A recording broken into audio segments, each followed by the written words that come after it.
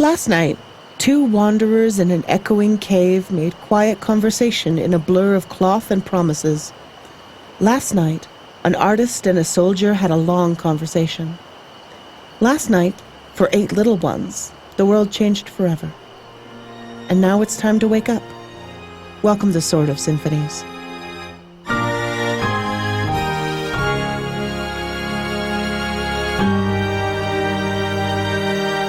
I'm Kat. I'm the king of the podcast. With me today are Archduke Nick. I'm not one for the landed gentry, but sure. I mean, admittedly, this one got away from me when I realized that I really only have one for one of you. So, I mean, some kind of dope-ass night, Kathleen? All right. Codes, I can deal with that. Yeah, sounds good. And I guess, like a court jester, but dressed like a kitty cat, Kirsten. Yes, that's exactly what I was picturing too. Turns out I can call Kirsten whatever, as long as I dress it like a kitty cat. She's game. So at least we're all on the same page. Okay.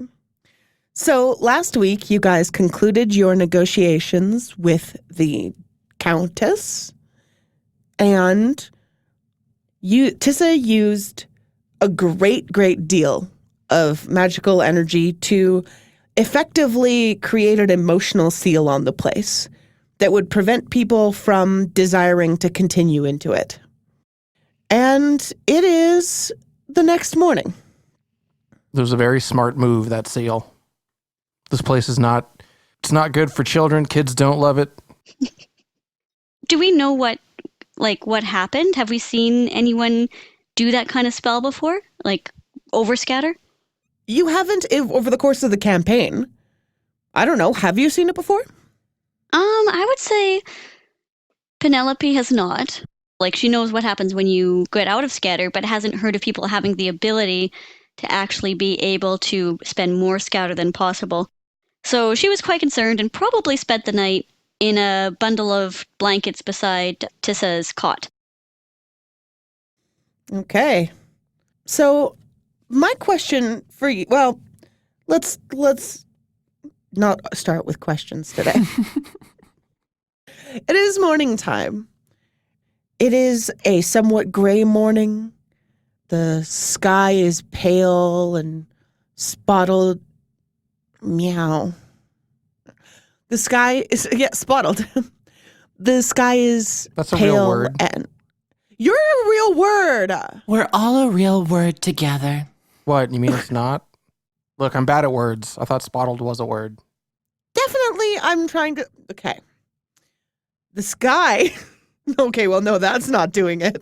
That's a very hostile take on this line. The hostile sky.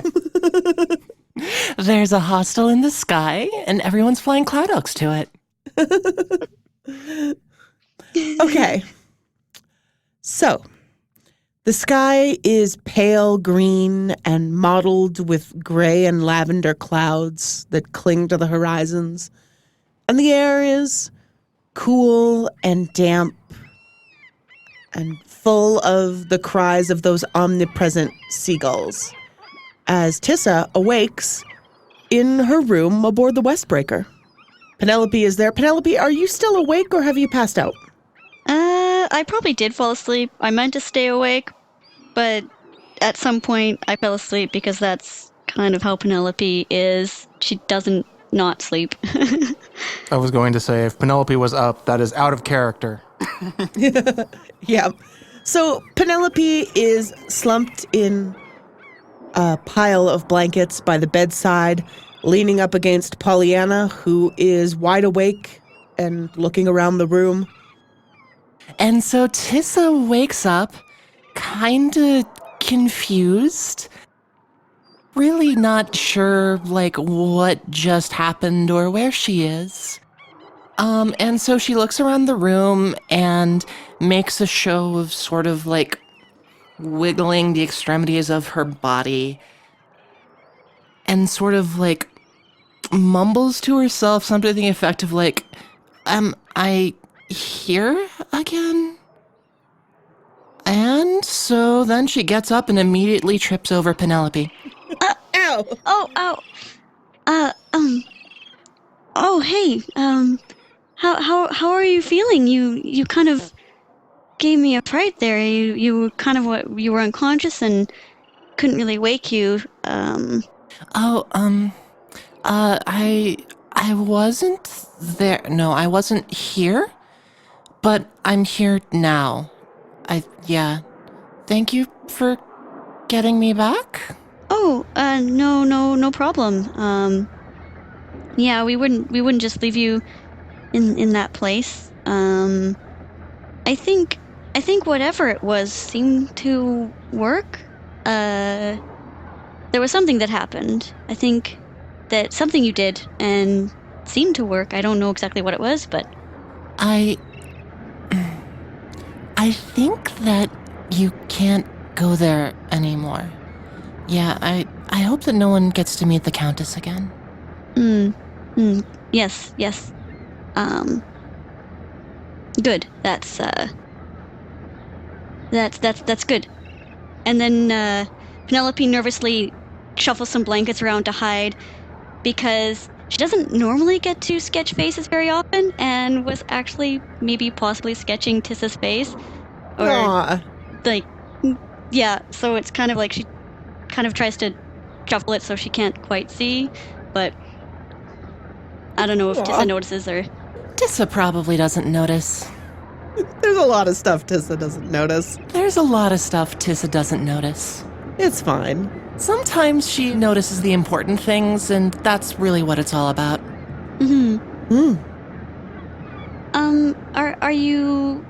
Are you hungry? Like, how are you feeling? My ears are ringing real bad. But I think that that's how this goes. But what time is... She looks outside. Oh, I wasn't out all that long. No, I think it's still morning. I think I kind of roused a little bit and heard Marcus walking the deck. He gets up pretty early, but then I sort of rolled over and went back to sleep.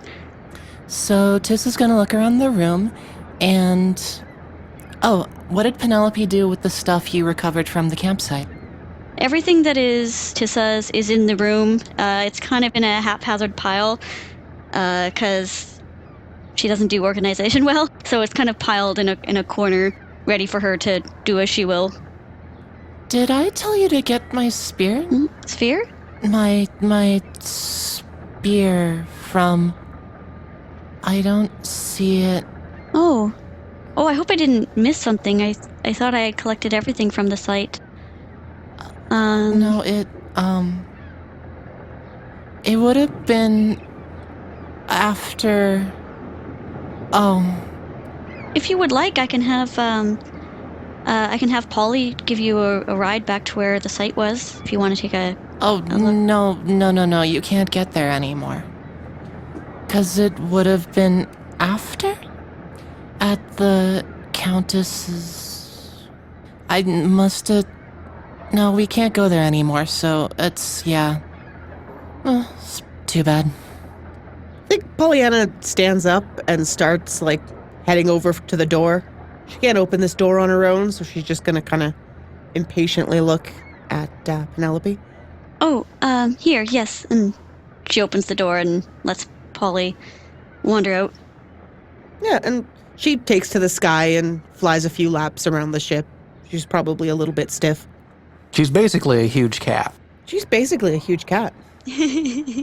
Let me outside. I'm going to stare at you till you let me outside. The Penelope, Pollyanna, Kirsten trifecta is really just a series of various sized cats. Yep. Yeah, that makes sense, yeah. It's true. Penelope just kind of like watches her take off and turns to Tess and says, I think I'm gonna get some coffee and breakfast. I can bring some to your room if you'd like, if you're feeling like taking an easy morning, or...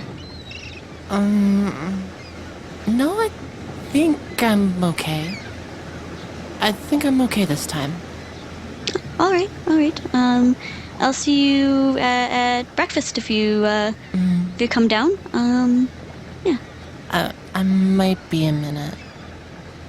Thank you. I'm glad you're well. And then she turns to leave and get food. Okay, so what did Cobb's morning look like? Well, once Cobb had made sure that everybody was, like, safe and, there wasn't any sort of residual stuff going on, Cobb has not seen Overscatter, but he's heard of it. He's heard tales and all that kind of stuff, so he was worried. But when it seemed like everybody was just sleeping soundly, he made sure to get things going on the ship, pardon. Basically, he did a bunch of, early chores, simple stuff like that. And other than that, he's probably afterwards going to be in town. Most likely a good place for breakfast, someplace where he can get a nice big breakfast, bacon, eggs, all that fun stuff, coffee, probably with Marcus. Yeah, I was just going to say Marcus sleeps uncharacteristically late, but he was really groggy the night before. But he's up by the time you're done your chores. So yeah, he'll join you for breakfast. Sounds good. Cobb also has probably, Cobb and Marcus probably went to and by probably I mean this is most certainly what they would have done, gone to the Checkerboard Lodge and talked with the other rangers here about the kids. Oh, we're not there, right? Yeah, we're outside Hushwave, yeah. Checkerboard Lodge is in Hushwave. Okay. There is a hotel here. The kids, it appears, came back with Lily and Steven and crashed with them. Okay. But there's definitely a mayor that can be talked to about that, yeah. Yeah, because that is definitely something then that we would need to figure out what to do with all of these kids who have kind of shown up again after a long time. I mean, effectively returned to life, right? Yeah. Effectively, yeah. I mean, I guess the big thing is to see if any of them still have living relatives, if any of them are from a long time ago. Yeah. Or if any of them were from the group previous that we may have just missed or something like that, who had gone out there recently. One of the children went through last night and was returned to their family, who was extremely cross with them, but is fine. 2 of the children were from a decade ago.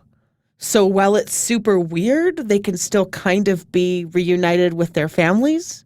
And the remaining 5 have distant relatives, if any. There are a couple who don't have any living relatives in town. Well, at least one of them had to be from before the mountains fell, given how long the encampment had been collecting Hector's words. Oh yeah, it was you got several hundred years worth, right? The mayor's not entirely positive about these things because it is just the day after, but that's kind of what some rudimentary research and kind of knowledge in the town is. Those are when people disappeared. So there's a couple still unaccounted for. Well, at least there's the few who can go back to relatives, so that's good. But you said that we had the 5 then who are from too far out of time? They're from far enough out of time that the mayor doesn't know offhand who they might belong to. Okay. So in that case, then we'll probably have them at the, town hall or whatever they have here. I don't know how big this town is. See about keeping them there for now until they can figure out what exactly is going on with them. Yeah. According to the mayor, the children are sticking pretty closely with the people who brought them back. So they're the kids are all sticking together. Okay. So in that case, then probably after breakfast, Cobb is going to go meet with the group and try and figure out what to do from there. But for right now, it is time to get a big breakfast in because we got a big day of talking to people. Yep. You guys have a lot on your plates today. And so you should have a lot on your plates when you go eat breakfast. Penelope definitely does. Yeah, I was just going to ask. Penelope's already there, right? Oh yeah. She's probably the first to arrive. It's weird that she's up this early, but it's not weird that she's already eaten. Are you all eating on the ship? Or actually, it would be cute if we went back to the same place as yesterday. That seems to be what Marcus had in mind. He enjoyed dinner. So if Cobb doesn't have any suggestions, he's going to suggest breakfast there. And Penelope's going to go, if she doesn't really see anything on the ship, she's going to go to where she starts to smell food. And that would probably be the place we were last night. Yeah, because it was pretty close to the pier. Cobb is good with that. He wants a nice big coffee, and he wants, like, a croissant. I know that's not how you say that word, but I'm not French, so apologies. And he wants bacon, and he wants egg, and I don't know, probably juice. They've got juice here. Yeah, Probably fresh squeezed delicious. probably. So a couple of the other sailors from the Westbreaker show up either because they heard this place was good from their one colleague who's from around here, or because they got dragged here by their colleague who's from around here. Also assuming this place has croissants, which it might. We'll see. Eventually, Clara stumbles in. As usual, she slept late.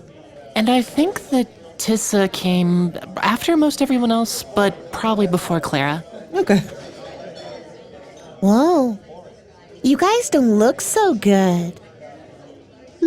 Rough night? It was a busy night. You could say that. Marcus grumbles, and he's kind of already nursing his coffee. I think that we brought 8 people back to life last night. Oh, wow. Back to life? Or were they... Well, I guess if they're out of time, they weren't... Can you be alive and out of time? And then... Or are you not really technically alive? It's a metaphor, Penelope. Oh. Neat. Yeah, you missed out on all the, So what, did something happen?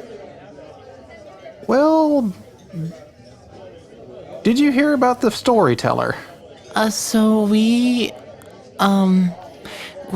met the Countess of the Silver River, and we brought 8 people back to life, and none of us are dead.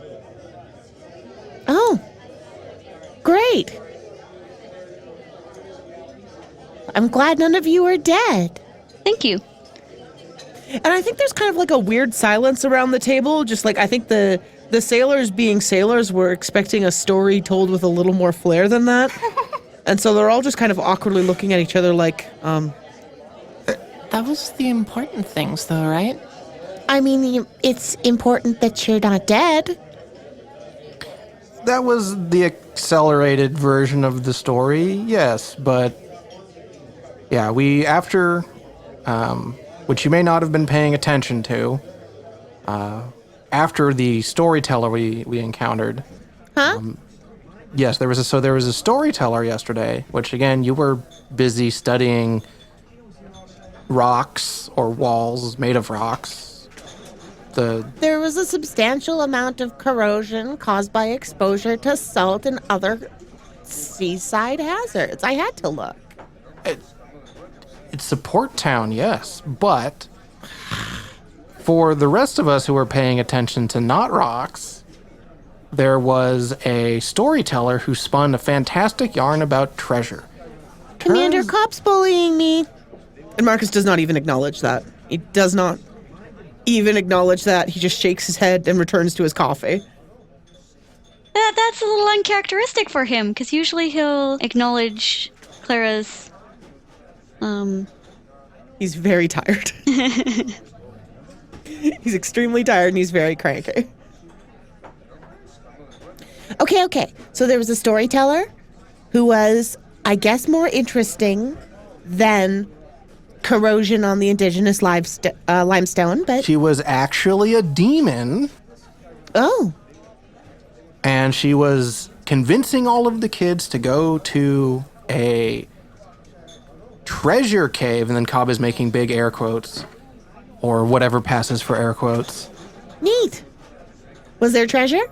There was not. I'm assuming you went. We did. As it turns out, however, it was kind of a, I guess, like, honeypot? A bunch of kids went there looking for treasure. Huh? There was some very pretty silvered rocks there that you would have loved them. Do you want these fruits? Yes, I do. Thank you. As it turns out, she had been collecting children for the last few centuries, and so we made sure to get the kids out safe. Why? Children aren't very useful. You would have to ask her. Please don't, though. I don't think you should ask her. No. No, that place is forbidden for people to go now, because I think that's part of the deal that happened, is that it was her domain, and anyone that went there is forfeit now. Anyone that would go there is forfeit. Something like that. Ooh. Yeah. Just don't go there. Okay. Tissa doesn't have her spear, and so she doesn't know what to do with her hands, so she's kind of passing the scarf from the left hand of the Countess back and forth between her hands. Hey, Tissa, you look different. Huh? You look different. There's something different about you. Have you changed your scarf style? I don't, think so. But I was gone for a little bit and I came back. Doesn't look like the usual Tissa, right? Right? Cobb kind of like tilts his head and squints a little bit. No, I see. I see. No, I see what you're. I see what you're getting there. Yeah, no, you do look a little different, Tessa. Did you get a scarf cut? Not exactly where I was going, but thank you, Clara. I mean, I know my clothing always looks a little bit different if I sleep in my clothes, which I often do. You look like you always do. You look like you always do. Oh, well, yeah. I mean, but like the clothing might look different if because she had passed out, so. No, there's something missing. It's not just things are wrinkly. There's something missing. Oh, yeah, I left. No, I don't have my spear. That's it. That's what it is. That's what's different.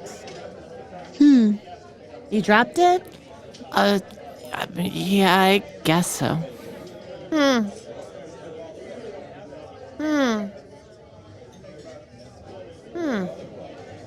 I suppose people don't get scarf cuts, huh? Mostly the old ones sort of start fraying and you see more of the new ones.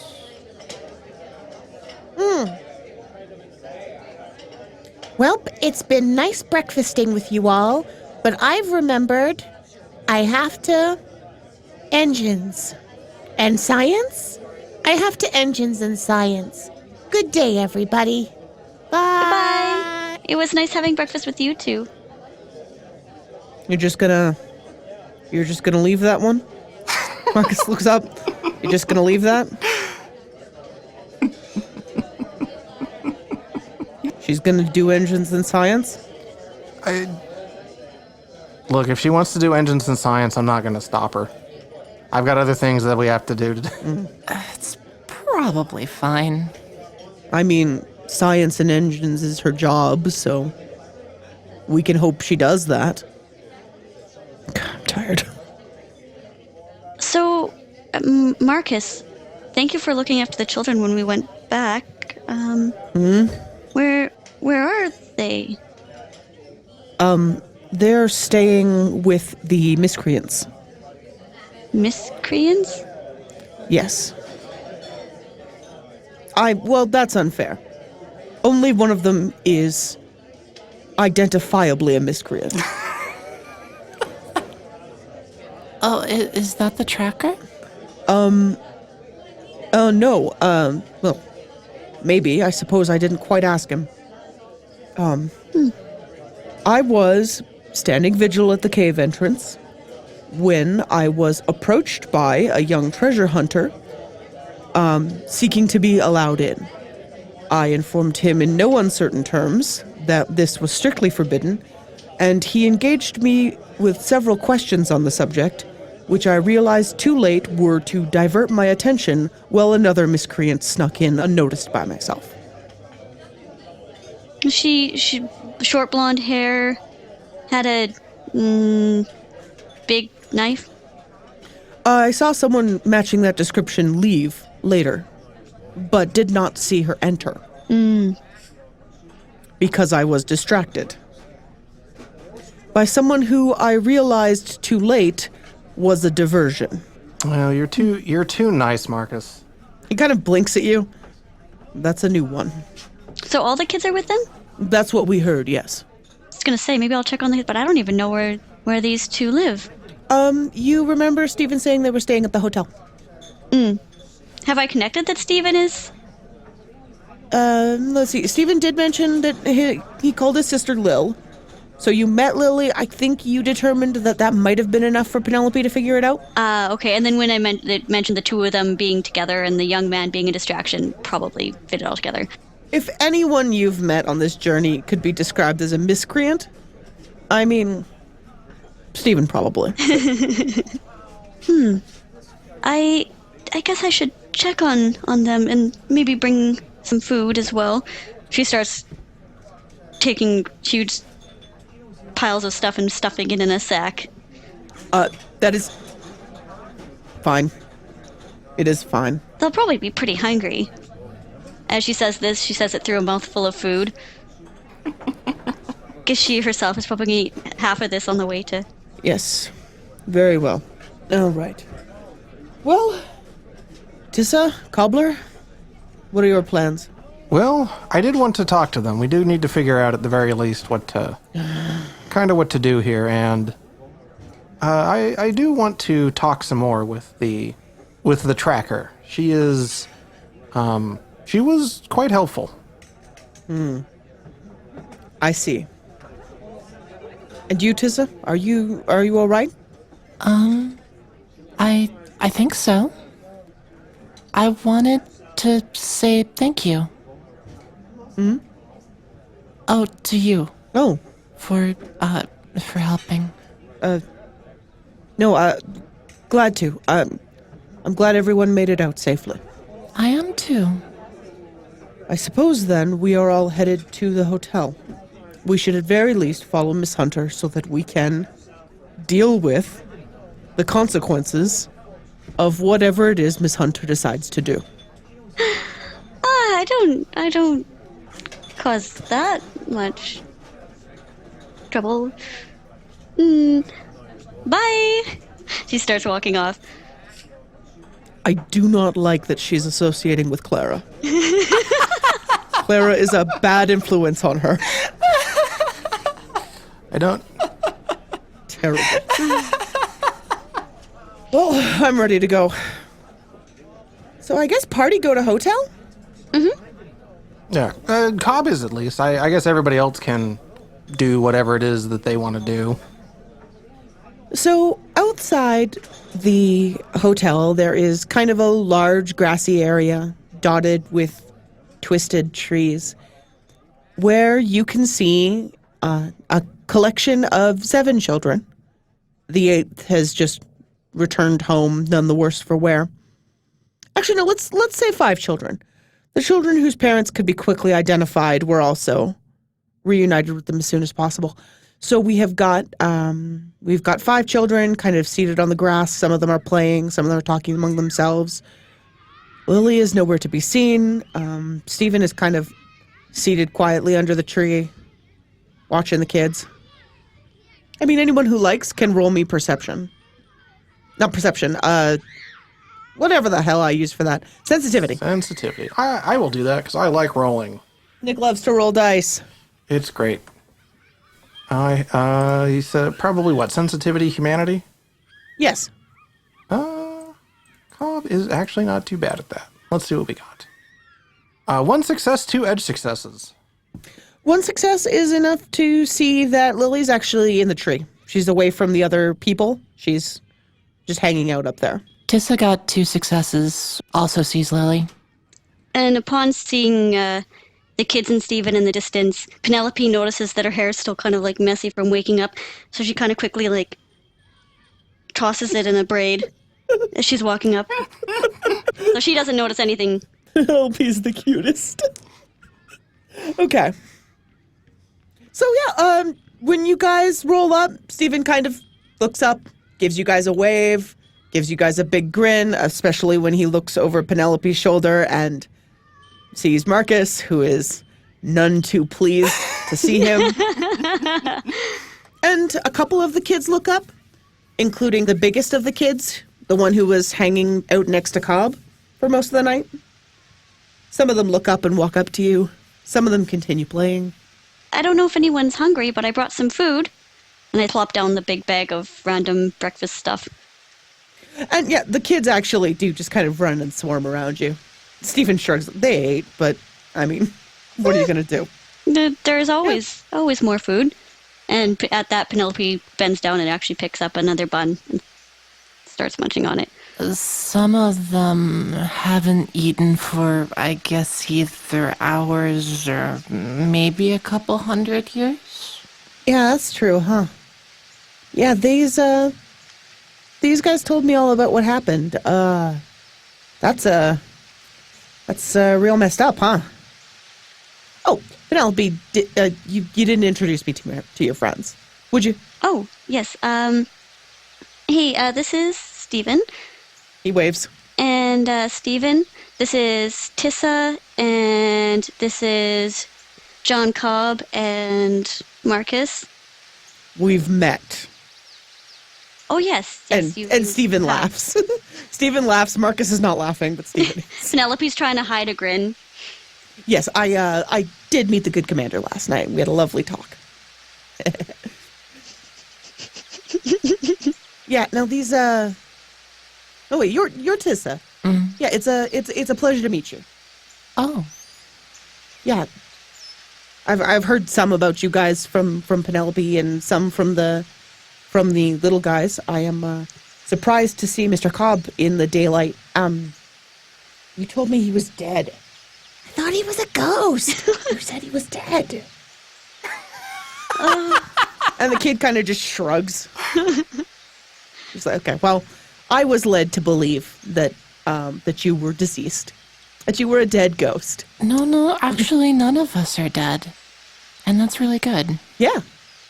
Yeah, that's great. We did avoid that. Yeah.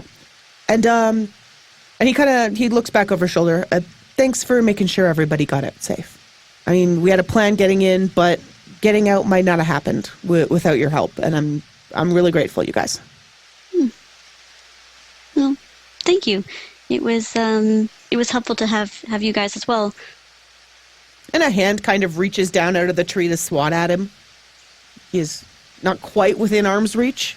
Oh, hey, Lily. The hand hesitates, waves a little, and then just back up into the tree.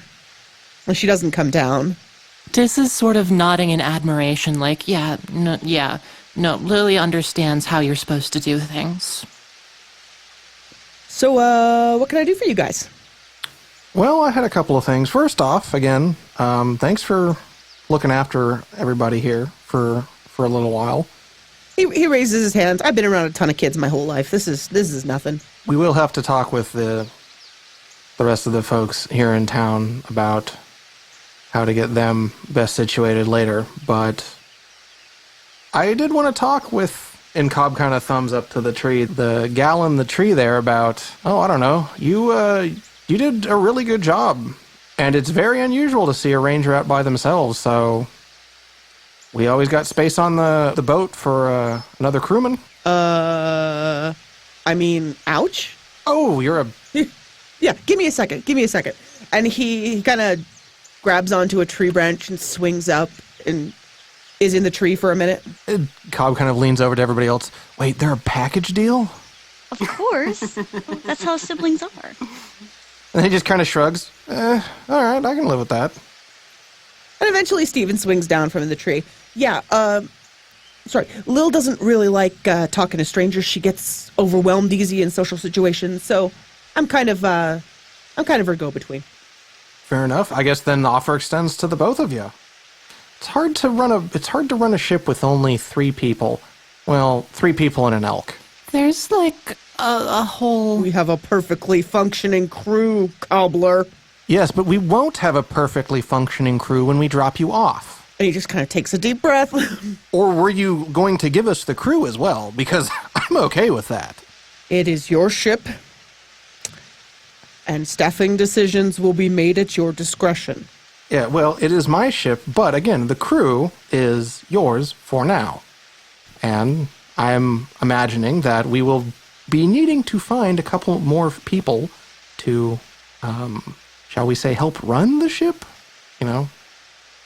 Don't get me wrong, Marcus. You guys are a really good crew, but we do kind of have you on borrowed time. My objection was not so much to the act of hiring additional crew members, but to your choice of additional crew members to scout.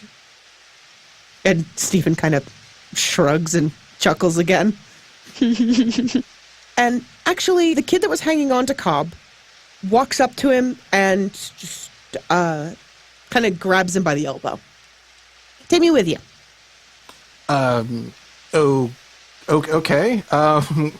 This is a little boy, and he's looking you directly in the face. How old are the kids again? Like how? This one seems to be about like 12. Definitely the biggest of the kids. Most of them are hovering in like the kind of like the 8 to 10 range. Mm.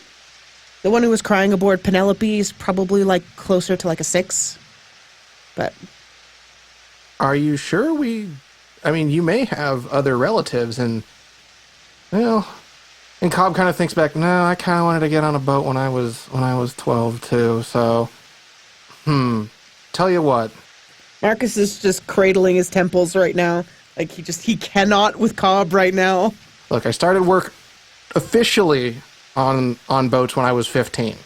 Do you want to grow up like him? Is that what you want? Cobb is just going to do his big smile and try and Superman pose a little bit.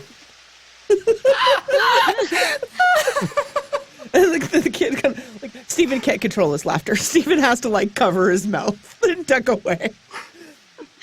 And kid's still looking up. And she was like, "No, I don't recognize this town." And he kind of steps away and lowers his voice because he's close to the other kids. "I don't know this place anymore.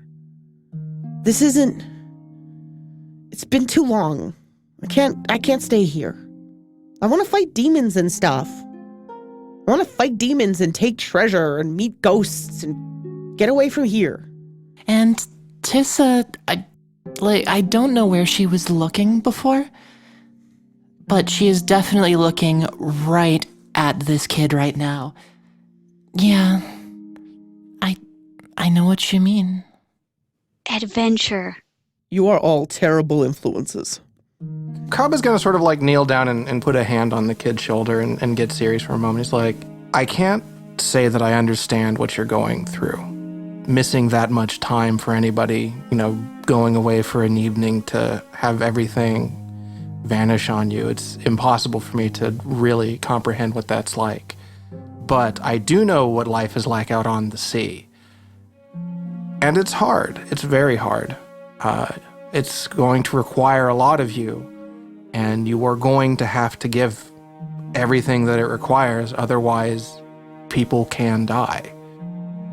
However, seeing as you really do not have anywhere else to belong right now, we can at the very least take you with us up somewhere else. And if life on the open ocean suits you, then we'll go from there. And if not, you can find some place where you can fit in. How does that sound?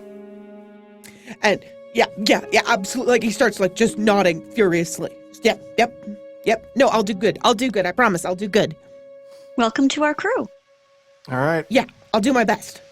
Yeah. Cobb stands up then and sort of just thrusts out a big open palm. All right, shake on it. Yeah, and he reaches his wiry little hand out and takes yours and shakes your hand. All right. Well then, crewman, what do you go by? I know what I named this character, even though I knew that this was the plan. What are you talking about? I did this in advance. What are you talking about? Where's my sheet of words? Okay, where's my notebook? I don't have any good ones right now. So, it's time for me to load up the thing that I use for all my names.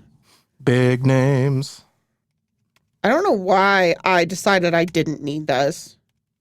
I'm a fool, you guys. Did you know that about me? You didn't name this kid Jonathan, did you? I did not. Why would I name this kid Jonathan? That's a dumb name for a jerk. Oh, I see how it is. Oh. It's Jimmy Shoemaker. It's not Jimmy Shoemaker. It's Sot. Sot? Yeah.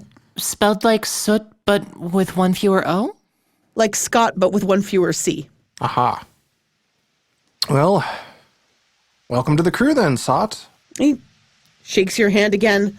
No, I'll do a good job. I'll do a good job, I promise. Well, we need to get you some supplies first before we go. Yeah, I don't really have stuff. We'll work on some of that. Well, we were here mostly for supplies anyways. We can grab a couple of things. Really? He says, yes, really. For now, though, there is some other stuff that we need to do here in town. So, do you know how to get over to the dock? I imagine that's still in mostly the same spot. He points at where the ocean is. Just, it's that way. Be back there around noon, and we'll get you situated. Right. We are the large, unusual-looking ship in the port. Can't miss it. Okay. And he kind of returns to the other kids and starts quietly talking to them. Are you sure that was the right choice, Mr. Cobbler? Well, he's the only one who can let us know for certain. He's young, but I worked on fishing vessels, that kind of stuff when I was that age. As soon as I could get out on the open ocean, I just had to. So if he can do the work, then we'll let him tag along. We'll have to keep him away from Clara. She's a bad influence. Well, maybe. We'll see how it goes. Oh, and Stephen.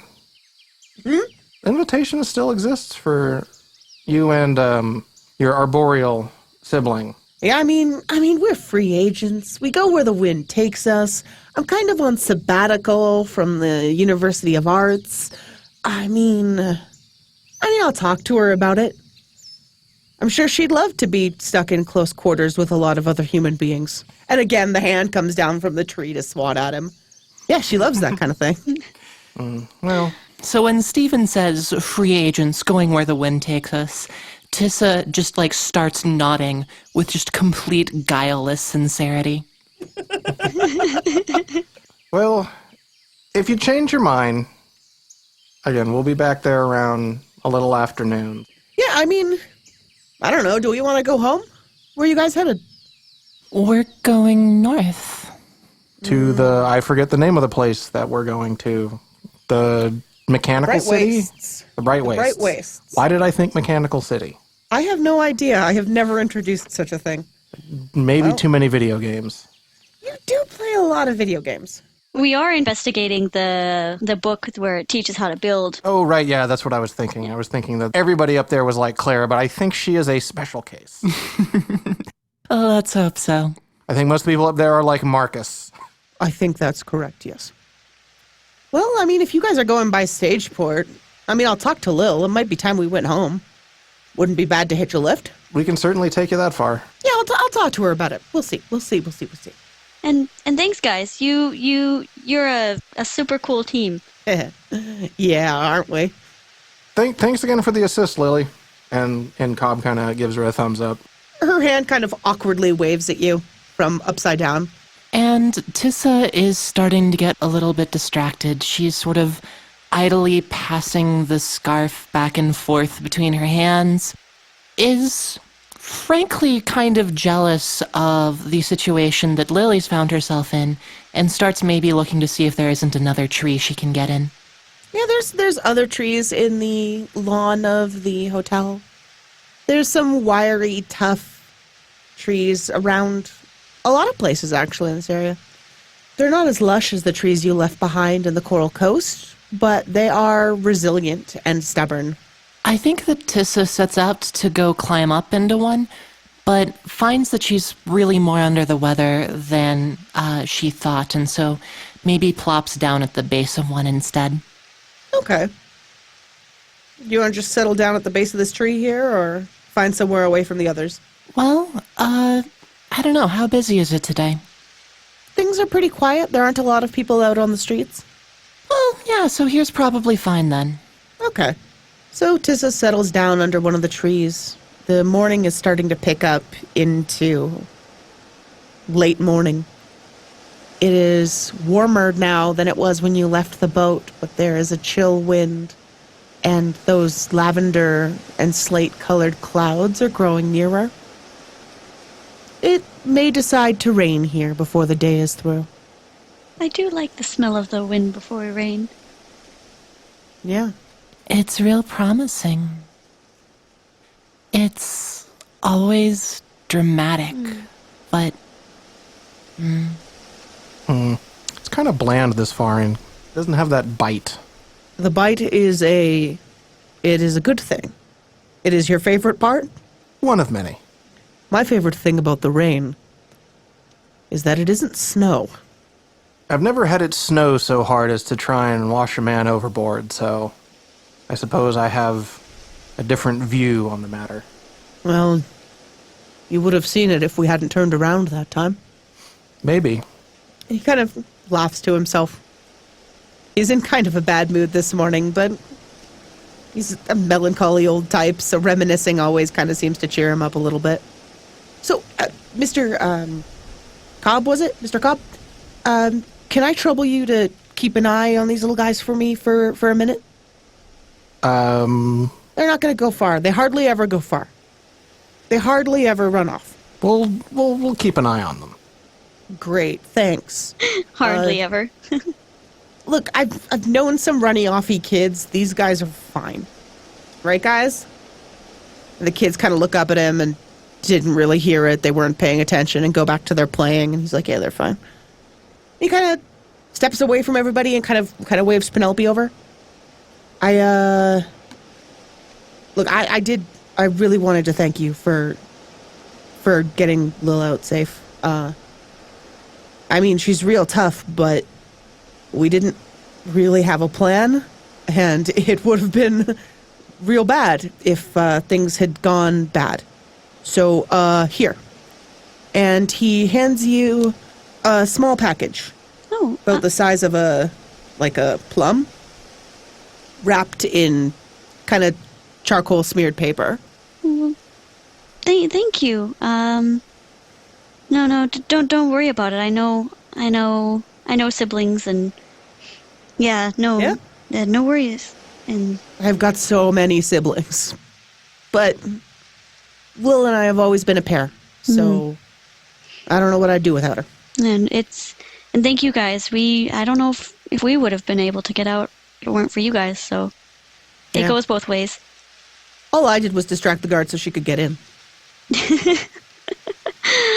Don't tell Marcus, but that's hilarious. He does not think it's very funny, does he? I don't know if he thinks many things are.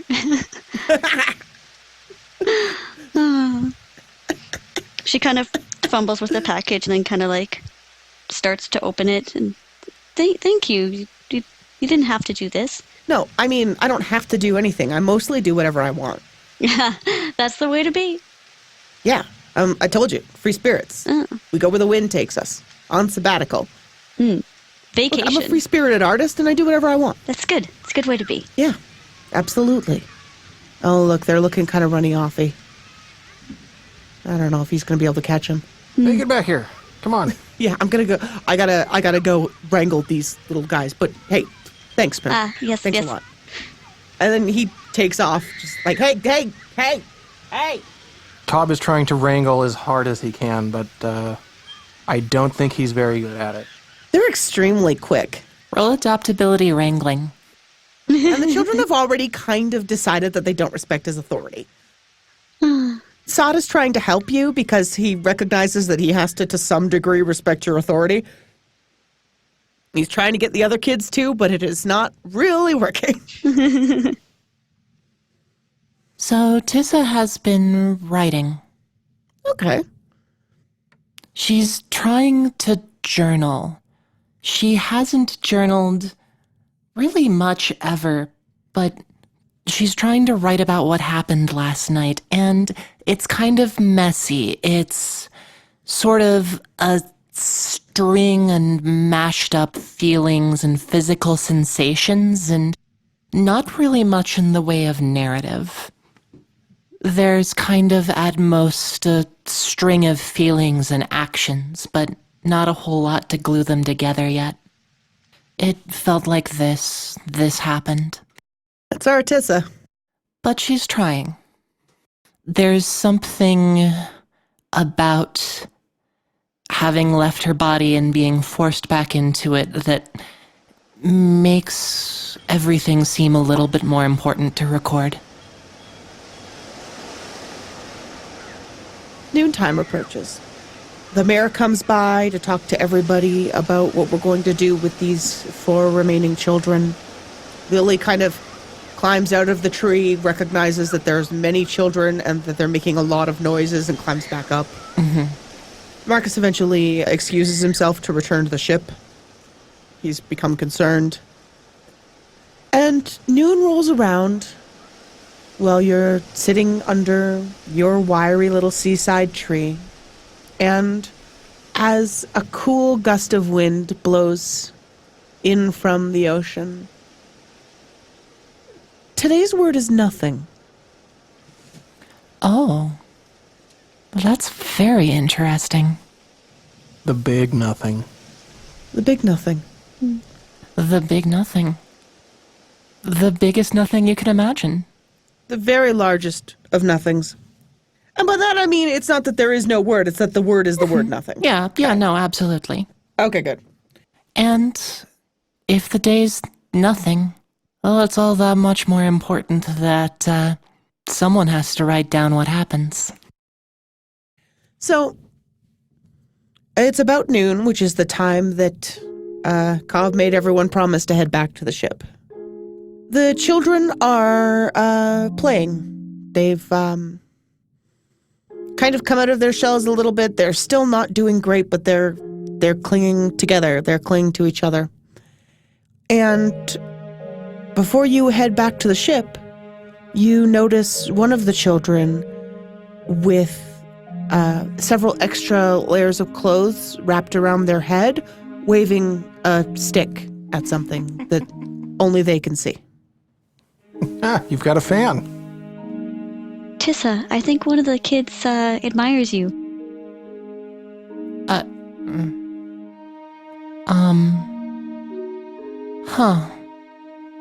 This sort of potential consequence has never crossed Tissa's mind. That someone is, like, emulating me? And she kind of lets her hands hang by her side for just a little bit. And so I guess she's going to walk toward the kid. Not gonna say anything, not trying to draw attention to herself, but she's gonna approach and watch. The kids are all talking to something that isn't there, that they all know where it is, and in the way that kids playing a shared game of pretend do. And you see the little child all bundled up in extra clothes with the stick say very sternly to the pretend demon that you can't be here anymore and you can't take people anymore. It's not fair. And this child is very confidently telling the imaginary demon what for. Tissa smiles underneath all of the layers, and I think says out loud, "I'm glad you're telling the story now." And the kids kind of are a little bit startled. I don't think they noticed you, but the kid kind of pulls the clothes away from their face and smiles at you and says, "Yeah, of course. It's a good story." Where did you start? I never know where to start a story, so I really wanted to know where you start. We usually start when we're stuck in the rock.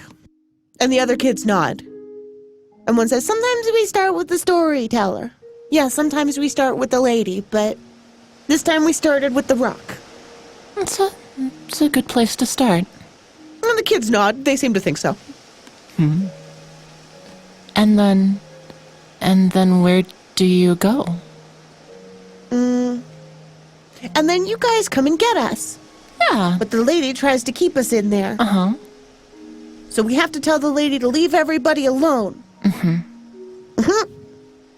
I think that if there's one other thing is even the lady wanted everyone to know that even as mean as she is, So mean. what she wanted is for her to have her own place, and I think we can let her have that. I'm not going back. Nuh-uh, never. Never going back there. I'm glad. But I think it's important to say that everything has desires, even scary things. But everything, trees, demons, they all want something, and that's important for knowing the story too. And most of the kids are looking at you blankly, but the kid with the stick and the scarves nods a little bit. Seems on some level to get what you're saying. I'm sorry to interrupt. But I'm glad. And all the kids kind of run up, and they all in their own little way say thank you for rescuing us, and they're all very excited to gather around. And then eventually they break away to go back to their game on the lawn of the hotel. And Tissa's not entirely sure if this keeps her end of the bargain with the demon or not, but that seems good enough to her. So you guys go back to the Westbreaker. Sot goes back with you. He was with the other kids, and it was time to go. The sky has, due to the reflections in the clouds on this peculiar sun-showery day, a familiar cast, especially to Penelope, although for the moment I'm not going to let you be able to place exactly where. Outside Tissa's room, there is a bundle. Now, I'm going to say before we start memory time, I'd like you to give me, the GM, your memory point. Done.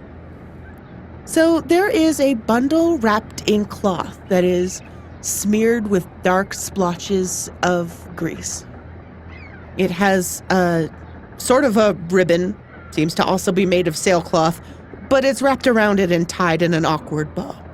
Tissa is gonna stop in the middle of the hallway, oblivious to whether or not any other people are there, and pick up the package. It is about your height, and not particularly heavy. She unwraps it. What you find inside is a spear. It is made of lightweight and sturdy material. The tip of it is petal-shaped, and there are a couple smaller petals coming off at the base of the blade. At the bottom of the shaft, there is what looks like a sturdy rubber foot for use as a walking stick. Tissa is really fascinated by the materials and textures of this thing. But what she's going to do is tie the scarf that she got from the left hand right under the guard, if the spear has a guard like the way that a boar spear would. Yeah. That's those additional petals form that little guard. Yeah. Oh, okay. Yeah. So she's gonna tie the demon's scarf right there as a reminder, and slink into her room, and probably pass out for the day. So, before we call it, a couple of things. Is Penelope going to open that package? Yes. So, the Westbreaker is pulling away. Stephen and Lily have declined to come with you, but Stephen has given many, awkward clicking noises and reassurance that he would see you around. and or on the flip side. And what is in the package is one of the pieces of treasure from the demon's hoard. One of those matching turquoise necklaces. A piece of turquoise about the size of a cherry, polished and wrapped with beaten gold wire. The paper it is wrapped in was torn from a sketchbook.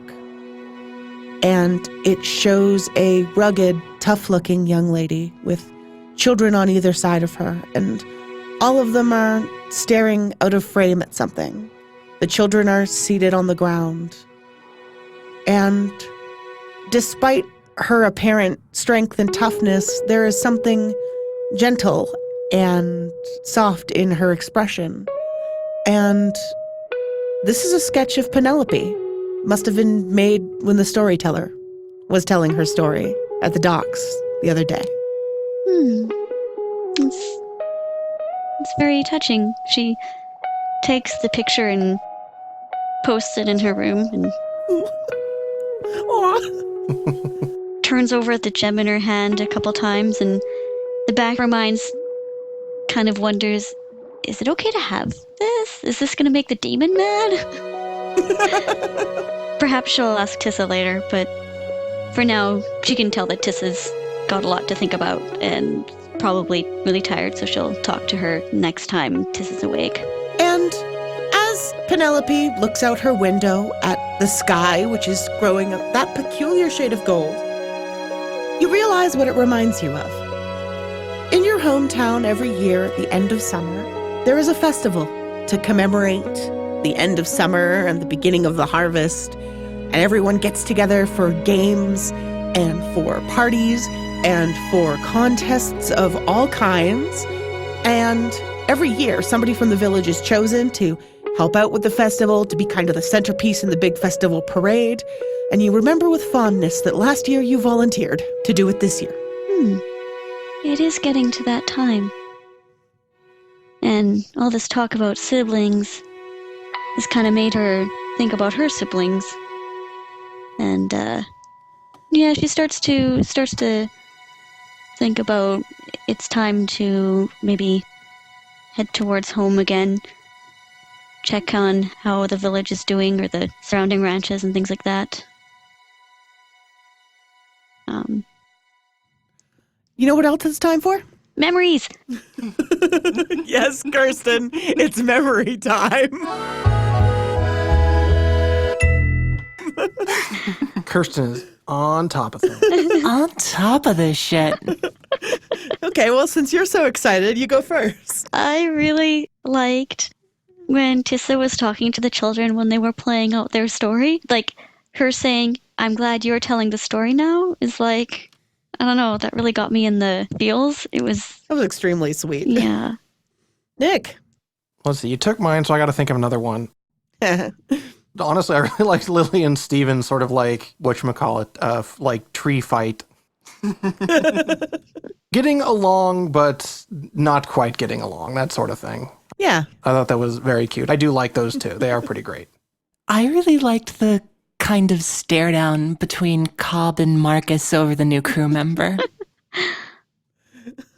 And I'm sure that we'll have many interesting storytelling and mechanical things to do with Sot in the future. Just to say, so far from combat.